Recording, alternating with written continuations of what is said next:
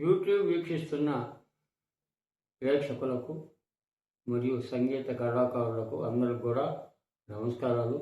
ఈరోజు నేను హార్మోనియం మీద ప్లే చేయబోయే రాగం మార్కోసు 4 శృతి.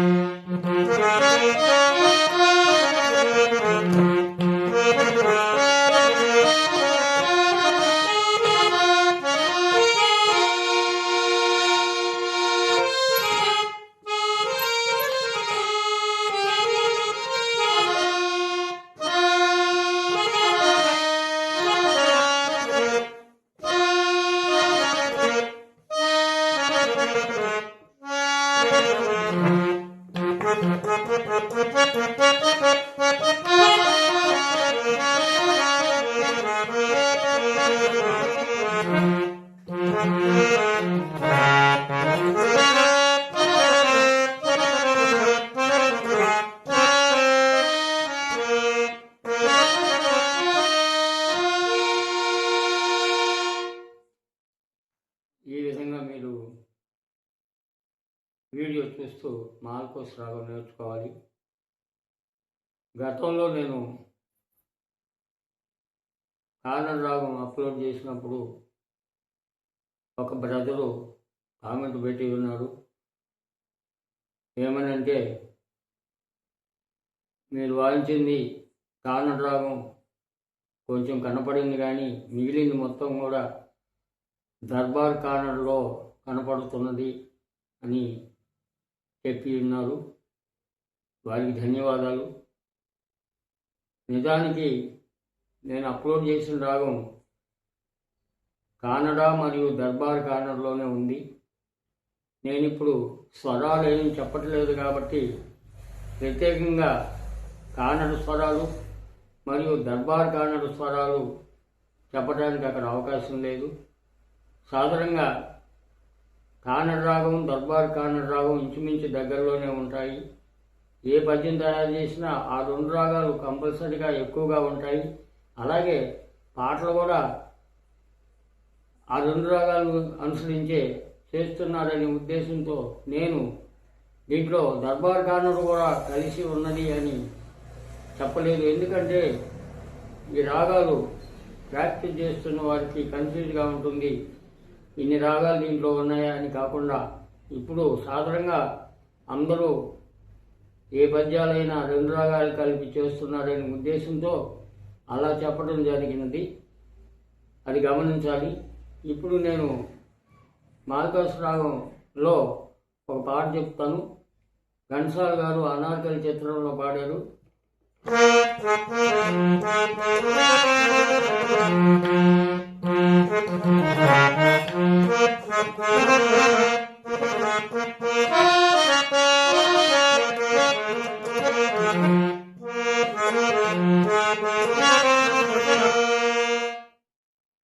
సుమారుగా రాగాలు నేర్చుకుంటున్న హార్మోనిస్ట్ని అడిగితే ఈ పాట ఏ రాగంలో ఉందంటే వాళ్ళు మాల్కోస్ రాగంలో ఉందంటారు. కానీ ఈ పాట 2-3 రాగాల్లో చేయబడింది. మనం వ్యవహారికంగా మాల్కోస్ రాగంలోనే చేశారంటారు.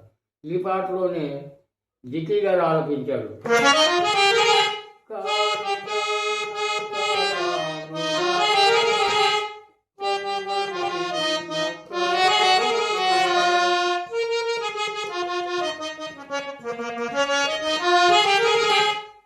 ఇది తోడి బిట్లో చేశారు. మనము ప్రత్యేకంగా ఈ పాటకి స్వరాలు చెప్పినప్పుడు ఈ బిట్ దగ్గరికి వచ్చేళ్ళకి ఇక్కడ మనం తోడి స్వరాలు మనం చెప్తాం. ఇక్కడ స్వరం తోడి స్వరం వచ్చింది, అందువల్ల మనం ఇక్కడ మారిని సరిగమలని మనం చెబుతాం.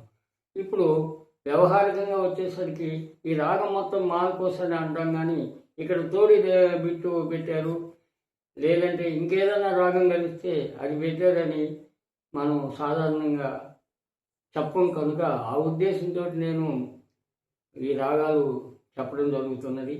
ఎందుకంటే వాళ్ళు కన్ఫ్యూజ్ పడతారు, ఇన్ని రాగాలు ఉన్నాయా దీంట్లో అని.